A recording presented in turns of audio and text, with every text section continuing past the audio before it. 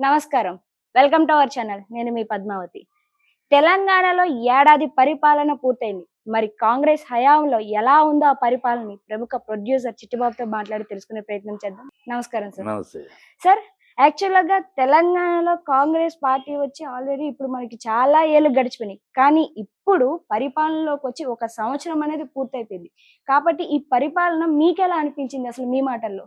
దుష్టభూయిష్టమైన, దుర్మార్గమైన, దుర్నీతి, దుస్సాహసమైన పరిపాలన జరుగుతుంది. హ్మ్. ఇక్కడ ఈ పరిపాలన 100 సంవత్సరం వంచన జరిగింది తప్పితే ప్రజా వంచన జరిగింది తప్పితే ప్రజా పాలన జరగల. వాళ్ళు ఇచ్చిన హామీలు ఒక్కటి నెరవేర్చట్లేదు. అన్ని అబద్ధాలు. 9వ తారీఖే పదవులు ఎలాగానే 9వ తారీఖే మొత్తం రుణమాఫీలు చేస్తామని ఇంతవరకు చేయలే. హ్మ్. ఇంతవరకు ఏది 47,000 కోట్లు రుణమాఫీ ఉంటే హ్మ్. 22,000 కోట్లు చేసి ఇంకా వచ్చే జనవరికి చేస్తాము, మళ్ళీ ఫిబ్రవరికి చేస్తాం హ్మ్. ఆయన పిచ్చి మాటలు పడుతున్నారు. బస్సులు అన్నారు, బస్సులు కొనేస్తాం, ఆడవాళ్ళకి ఇంకా గొడవ లేకుండా ఇంకా ఎక్కువ బస్సులు వేస్తా ఉన్నారు, ఒక్క కొత్త బస్సు కొనలేదు. హ్మ్. ఆటో వాళ్ళ పరిష్కారం చేస్తారని ఒకటి చేయలేదు. రీ పిల్లలకి స్టూడెంట్స్కి రీయింబర్స్మెంట్ చేయలేదు. ఉద్యోగాలు పాత ఆల్రెడీ పాత గవర్నమెంట్లో చేసిన ఉద్యోగాలు అదేదో కొత్తగా వీళ్ళు జీవో ఇచ్చి వీళ్ళేదో చేశాడు ఇంతవరకు. అన్ని అబద్ధాలు అబద్ధాలు అబద్ధాలు హ్మ్. అబద్ధాలతోటి అధికారంలోకి వచ్చారు. మార్పు అని మాకు అవకాశం ఇవ్వడని వచ్చారు. వచ్చిన తర్వాత ఇప్పుడు పరిపాలన అనేది లేదు. సూట్ కేసులు ఏర్పాటులోనే వాళ్ళ పాలన సాగుతుంది. ఈ హ్మ్. 1 ఇయర్ అంటే సూట్ కేసులు ఏర్పాటు చేయటం, అధిష్టానానికి పంపించడం. మొన్న హ్మ్. మహారాష్ట్ర ఎన్నికలు, జార్ఖండ్ ఎన్నికలకి ఇక్కడ నుంచి సూట్ కేసులు వెళ్ళినాయి. ఇక్కడ నుంచి కర్ణాటక నుంచి. హ్మ్. ఇప్పుడు రాబోయే ఢిల్లీ ఎన్నికలు. ఈ కాంగ్రెస్ యొక్క డిఎన్ఏ, కాంగ్రెస్ యొక్క పాలసీ ఏంటంటే వాళ్ళ ప్రభుత్వం ఏ రాష్ట్రంలో ఉన్నా హ్మ్. సూట్ కేసులు 3 నెలలకు ఒకసారి మూటలు అవసరాన్ని బట్టి సూట్ కేసులు ఘనమైన మూటలు సూట్ కేసులు అధిష్టానానికి వెళ్ళాలి. హ్మ్. ఆ ఆ ఏర్పాట్లో ఉన్నారు తప్పితే ప్రజల పాటల గురించి ఆలోచనలు లేదు వీళ్ళు. ఆ హ్మ్. ఏర్పాట్లో ఉన్నారు. ప్లస్ ఎవరు ఎక్కువ తీయగలరు. కోమటిరెడ్డి వెంకటరెడ్డి ఎక్కువ సూట్ కేసు బలమైన ఘనమైన సూట్ కేసు రెడీ చేస్తాడా? ఆయన కన్నా ఎక్కువ రేవంత్ రెడ్డి చేస్తాడా? హ్మ్. ఎక్కువ రేవంత్ రెడ్డి చేస్తే కంటిన్యూ అవుతాడు. లేదంటే రేవంత్ రెడ్డి రెండో కృష్ణుడిగా లేకపోతే కోమటిరెడ్డి వెంకటరెడ్డి రెండో కృష్ణుడిగా వచ్చేస్తాడు. హ్మ్. ఈ ఈ బాధ, ఈ గొడవ, ఈ గోస తప్పితే ప్రజల సమస్యలు అనేది వీళ్ళకి లేదు. హ్మ్. ప్రజల సమస్యలు అనేది ఎక్కడికక్కడ మూటల కోసం ఇప్పుడు హైడ్రా ఒక డ్రామా. హ్మ్. హైడ్రా నిజంగా సిన్సియర్‌గా చేసేట్టయితే ఓవైసీ దీన్ని కొట్టాలి. పొంగులేటి ఇంటిని కొట్టాలి. ఇంకా అనేక మంది డబ్బున్న వాళ్ళకి కొట్టాలి. అది కాకుండా పేదల గుండెల మీద తంతావేంటి? పేదలు వాళ్ళు రక్తాన్ని చెమటగా మార్చి రూపాయి కూడబెట్టుకుని అర్ధరాత్రి రాత్రనక, పగలనక, ఎండనక, వాననక ఒక పూట తింటూ, ఒక పూట తినకుండా కష్టపడి పేర్చుకొని రూపాయి పేర్చుకొని కట్టుకుంటే ఇల్లు, ఆ ఇళ్ళకి పర్మిషన్ మీరే ఇచ్చింది. మీ మీ అధికారులే ఇచ్చారు. కరెంట్ పర్మిషన్ ఇచ్చారు. వాటర్ పర్మిషన్ ఇచ్చారు. డ్రైనేజ్ పర్మిషన్ ఇచ్చారు. మీరే ఇచ్చారు. ఆ స్తంభాలు మీరే ఏశారు. మీరే చేసి అప్పుడు మా వాళ్ళు పందికొక్కుల్లా మేశారు. వాళ్ళు ఇచ్చేశారు. కానీ ఇప్పుడు మళ్ళీ మేము మేయాలి. కనుక మేము తీసేస్తామంటే ఏమన్నా జ్ఞానం ఉందా? హ్మ్. జ్ఞానం ఉందా? ఈ వ వ వాళ్ళకి ఆ పునరావాసం కల్పించండి. ఇప్పుడు ఓవైసీది పగలగొట్టమంటే అకాడమిక్ ఇయర్ అని టైం ఇచ్చారు కదా! వీళ్ళకి వీళ్ళ లోన్లు కట్టుకోవాలి, బ్యాంకు లోన్లు కట్టుకోవాలి. మీరు కూల్చేస్తే బ్యాంకు లోన్లు ఊరుకుంటారా? బ్యాంకు లోన్లు కట్టాలి. వాళ్ళ ఆస్తికి విలువైన వా ఎంత విలువ ఉందో అంత విలువైన ఆల్టర్‌నేటివ్ ల్యాండ్ వాళ్ళకి చూపించాలి. టైం తీసుకోండి. టైం తీసుకొని చెప్పండి, కూల్చండి. అంతేగాని రాత్రికి వచ్చేసేసి పట్ట గుండెల మీద తన్నినట్టు పేదల గుండెల మీద ఎందుకు తన్నారు? ఎందుకు ఈ పని చేశారు? బిల్డర్స్‌ని భయపెట్టటానికి. హ్మ్. బిల్డర్స్‌ని అందరిని కంగారు పెట్టడానికి. సో, కంగారు ఆళ్ళు అనుకున్నది లక్ష్య సాధన అయిపోయింది. బిల్డర్స్ అందరూ బిల్డర్స్‌ని భయపెడితే వీళ్ళకేమొస్తుందంటారసలు? మూటలొస్తాయి. హ్మ్. మూటలొస్తాయి. ఇంకేమొస్తాయి? మూటలు. సో, హ్మ్. బిల్డర్స్‌ని భయపెట్టాలి. వాళ్ళు సక్సెస్ అయ్యారు. బిల్డర్స్ భయపడ్డారు. ఎందుకొచ్చిన గొడవ వీటితోటి మనం పెద్ద పెద్ద కన్‌స్ట్రక్షన్స్ ఉన్నాయన్నీ గబుక్కున కూల్చేస్తామంటే ఎక్కడ పోతామని వాళ్ళు కాంప్రమైజ్‌కొచ్చారు. మూటలిచ్చేశారు. అందుకని ఇప్పుడు నిదానంగా పర్మిషన్ ఉన్న వాటిని మేము కూల్చము. ఎలా కూల్చామని పర్మిషన్ ఉన్నాయి ఎలా కూల్చారు మొన్న? హ్మ్. ఇప్పుడు అంటున్నారు అంతా అయిపోయింది రంగనాథ్ మాటలాగా పర్మిషన్ ఉన్నాయి కూల్చమని రంగనాథ్ అంటున్నాడు. హ్మ్. ఇయన్నీ ఇప్పుడు ఎందుకనలా? మూటలందిని ఇప్పుడు అంటున్నారు. అలాగే మూసి చంద్రబాబు పీరియడ్‌లో మొదలెట్టారు గతంలో. ఆ తర్వాత ఏమి చేయలేదు. చంద్రబాబు అంతే కదా!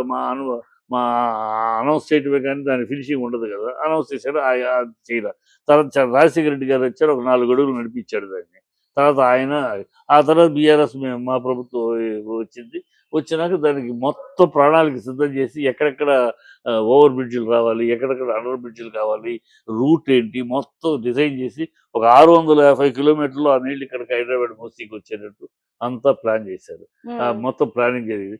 ఈ లోపల ఎన్నికలు వచ్చినాయి, మీరు గెలిచారు. ఆ ప్లాన్ సిద్ధంగా ఉన్న ప్లాన్ ఎగ్జిక్యూట్ చేయకుండా ఈయన ఏదో ఇది పెద్ద బ్రెయిన్ చైల్డ్ లాగా దానికి ఏదో బిల్డప్ ఇచ్చుకుని ఈయనకి కొత్త ఐడియా వచ్చినట్టు, ఇది 10 ఏళ్ల 20 ఏళ్ల నుంచి ఉన్న ఐడియానే.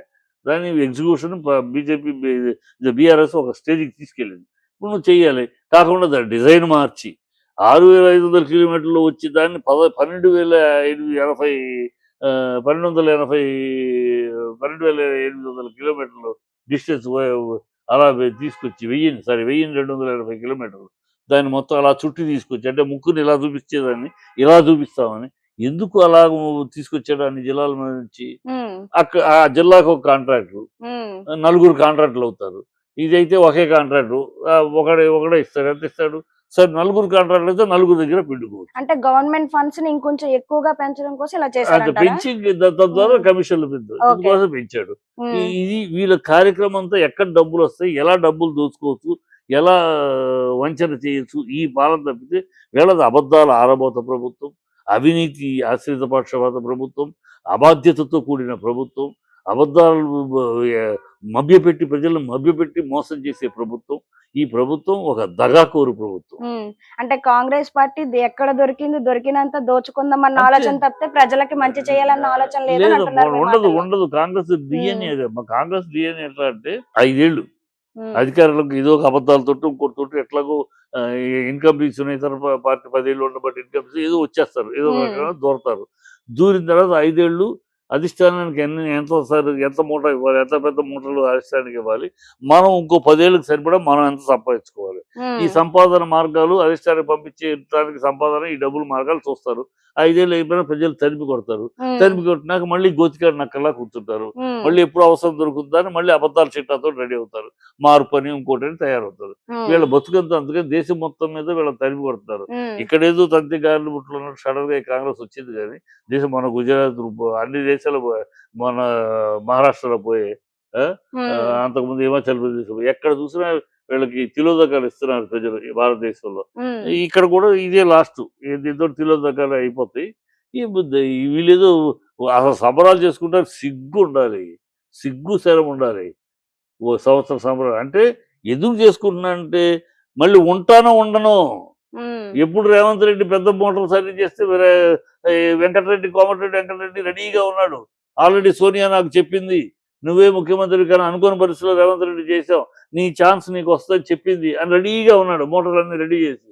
సో ఎప్పుడు కోమటిరెడ్డి వెంకటరెడ్డి దూసుకొస్తాడో అని వస్తే తను సీట్ చిరిగిపోతుంది.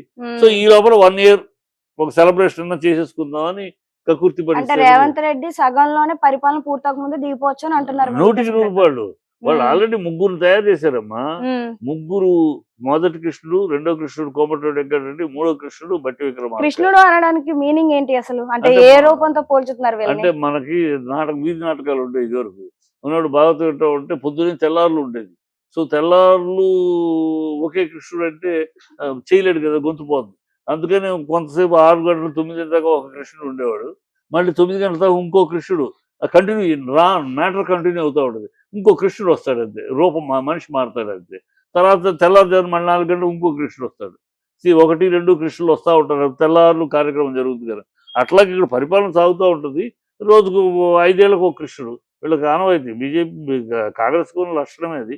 రేపు 3వ కృష్ణుడు బట్టి విక్రమార్క ఎందుకు 3వ కృష్ణుడు మధ్యలో 2వ కూడా వచ్చు కదా. మీరు బట్టి మార్కని ఎలక్షన్ ముందు చేస్తారు. 2008 దళితుడు ముఖ్యమంత్రిని చేశాం, ఓట్లు ఇవ్వండి, దళితుడు ముఖ్యమంత్రి చేసాం, సింపతిని ఉపయోగించి కులాన్ని ఉపయోగించి బట్టి దళితుడు ముఖ్యమంత్రి చేసిన ఘనత మాదే, మాకు ఓట్లు అయినా అప్పుడు మళ్ళీ ఓట్లు అడుక్కోవచ్చు. ఇది అందుకని అతను ట్రంప్ కార్డుగా పెట్టుకున్నారు. 2027 డిసెంబర్కు లేదా 2027 మార్చిలోనో చేస్తారు. 1 సంవత్సరం అతను దళిత ముఖ్యమంత్రి. ఈ మధ్యలో ఇప్పుడు ఇతను డిసెంబర్ దాకా ఉంటాడా, రేపు జూన్ దాకా ఉంటాడో ఈ మోటార్లను బట్టి వెళ్ళిపోతుంది. సో 2వ కృష్ణుడు రెడీ. ఎప్పుడు అనేది టైం, మార్చిలో అవుతాడా లేకపోతే మళ్ళీ వచ్చే డిసెంబర్కి అవుతాడా? ఎందుకు 2 ఏళ్ళు పూర్తి అవుతాయి. 2 ఏళ్ళు అయినాక 1 ఇయర్ రెండో కృష్ణుడు, ఇంకో 1 ఇయర్ 1.5 ఇయర్ మూడో కృష్ణుడు. ఇది తేడా ఉంది. అంటే కులాల విభేదాలను పెంచి ఓట్లను చేర్చడమా లేదా పెంచడమా అనేది కాంగ్రెస్ పార్టీకి బాగా వచ్చు అని అంటున్నారు. వాళ్ళకి తెలిసిందే అది. వాళ్ళకి ప్రజల్ని పాలించి ప్రజల మెప్పు పొంది పరిపాలన చేయడం చేత కదా వాళ్ళకి. వాళ్ళది ఈ చెల్చటం, వాళ్ళలో వీళ్ళకి తంపులు పెట్టడం, ఇంగ్లీష్ వాడు ఎలా అయితే డివైడెడ్ రూల్ చేస్తారో అదే కల్చర్ వీళ్ళు. విడదీయటం, మనుషుల్ని విడదీయటం, విడదీసి అది చెప్పడం. చూడండి, నిన్న ఎవడో కాంగ్రెస్ ఎంపీ ఎమ్మెల్యే బుద్ధుందా వాడికి, ఎలమలు అని పేరు పెట్టి తిడుతున్నాడు. ఎలమలని బూతులు తిడుతున్నాడు. బుద్ధుందా వాడికి? వాడు ఒక ఎమ్మెల్యే, కాంగ్రెస్ ఎమ్మెల్యే. మళ్ళీ దాని గురించి రేవంత్ రెడ్డి ఖండించడు, ఒక ప్రెసిడెంట్ ఖండించడు. ఒక కులాన్ని పెట్టి తిడతావా నువ్వు? బుద్ధుందా నీకు? స్పీకరు వాళ్ళంతా చూస్తాను ఎలమలు అని పేరు పెట్టి. మళ్ళీ తర్వాత అంటాడు, నేను కేసీఆర్ని ఉద్దేశించి అన్నాను కానీ అందరూ ఎలమలు కాదు అని. అని మళ్ళీ చెప్తారు. బుద్ధి లేని కాంగ్రెస్ బుద్ధి అంతా. కులకు వాళ్ళు విడదీయటం, పిచ్చి పిచ్చి మాటలు మాట్లాడటం, కల్చర్లెస్ బిహేవియర్, కల్చర్లెస్ రూలింగ్, వాళ్ళు అన్నీ అంతే దరిద్రం. అదే చెప్తానే, నాటికి నేటికి హస్తినాపురికి తాకట్టు పెట్టు ఈ భ్రష్ట ప్రభుత్వం, ఈ భ్రష్ట కాంగ్రెస్, కుటుంబర పరాయణత్వం చేసే ఈ నీచ కాంగ్రెస్, ఇది తెలంగాణ రాష్ట్రానికి పట్టిన దరిద్రం శని. అది పోవాలి, అది తొందరలో పోవాలి.